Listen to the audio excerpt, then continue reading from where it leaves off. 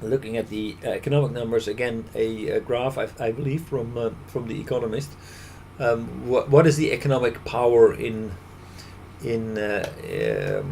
Africa? Then the largest country, largest GDP is Nigeria,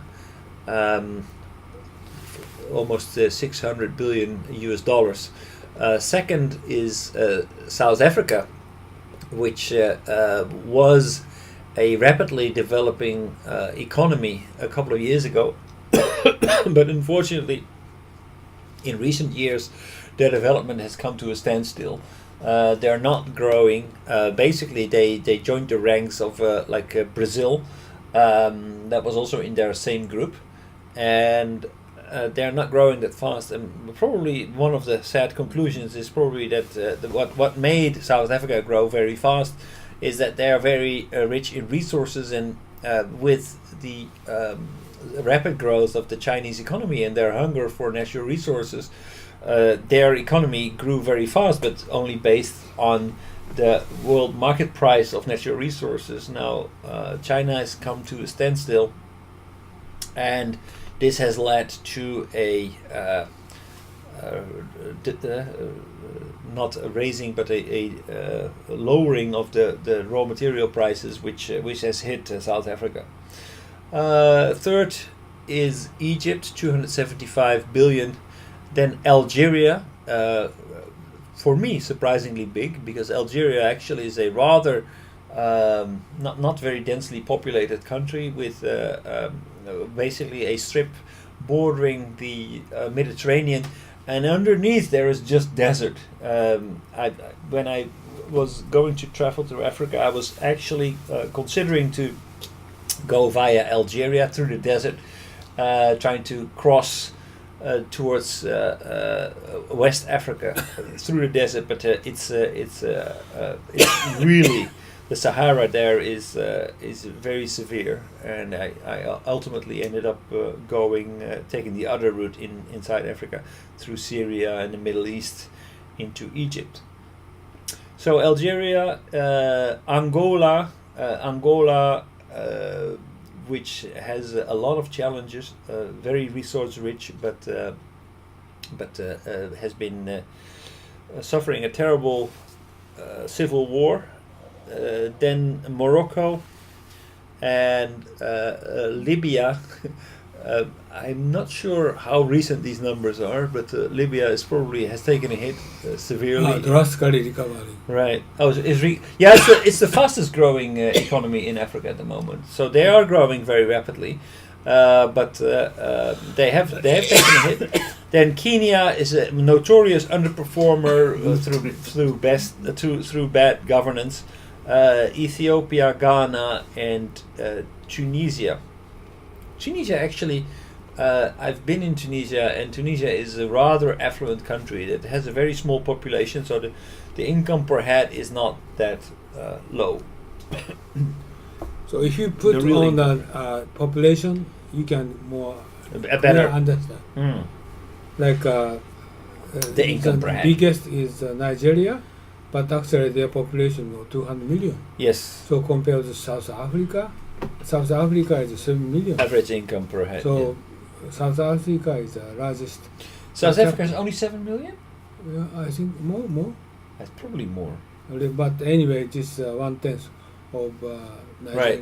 Can Kimoto-san, can you Google what the population is of South Africa? South Africa? South Africa versus Nigeria. Just a Listen, Hi. I missed some material. Huh? Sorry, we need to put up the volume a little bit here. Just a moment. Okay, speak something. I just want to know, are you with material? What? You want to? Some material? You can see it? No. ごめんなさい. I thought. Unfrozen. population? Yes. South Africa has 56 million. 56. Yeah. Right. Okay, go ahead. 56 and Nigeria 200. 200. Nigeria. Uh-huh. 250.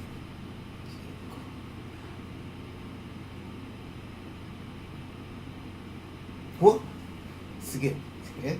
ちょっと待って。About 200 million. 200 million. Yeah. Okay. Very large. It's large. So 56 times 2, that's about 1/4 South Africa. So But- we need to multiply but this. very poor.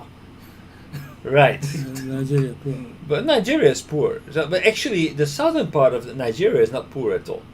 The northern part is poor. Oh, yeah. But the southern part of Nigeria is quite affluent. It's quite affluent.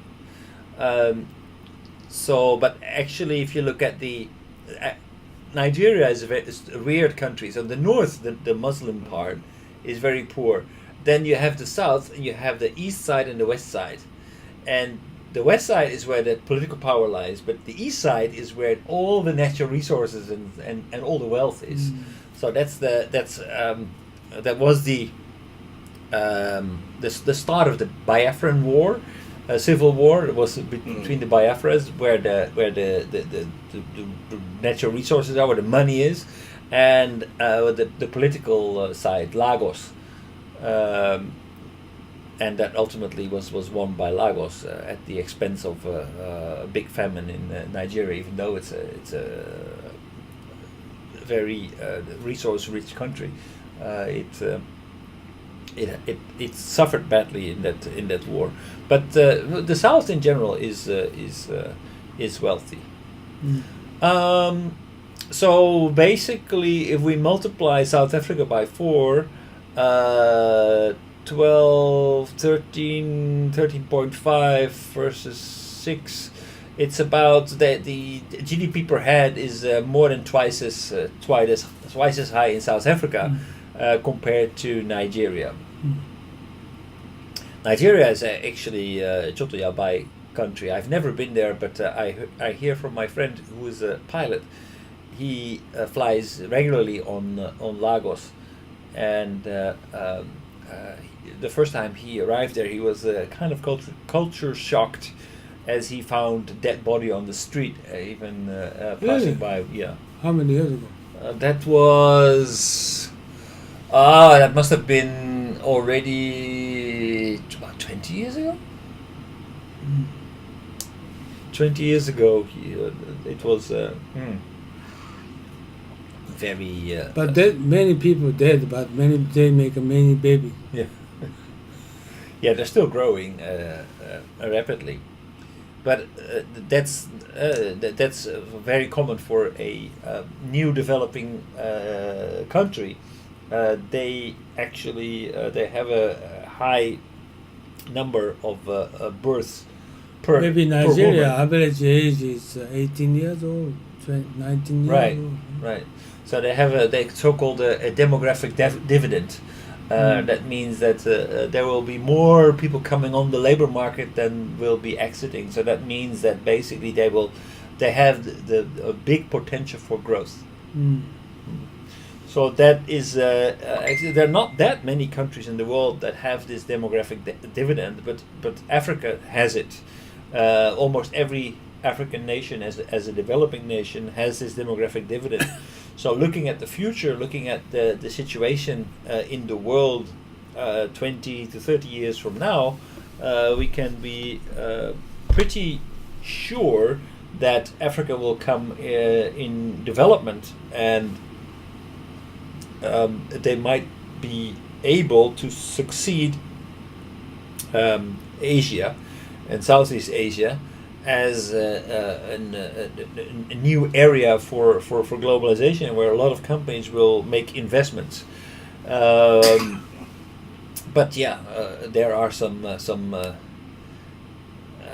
challenges, I think, in cultural differences between African culture and the rest of the world.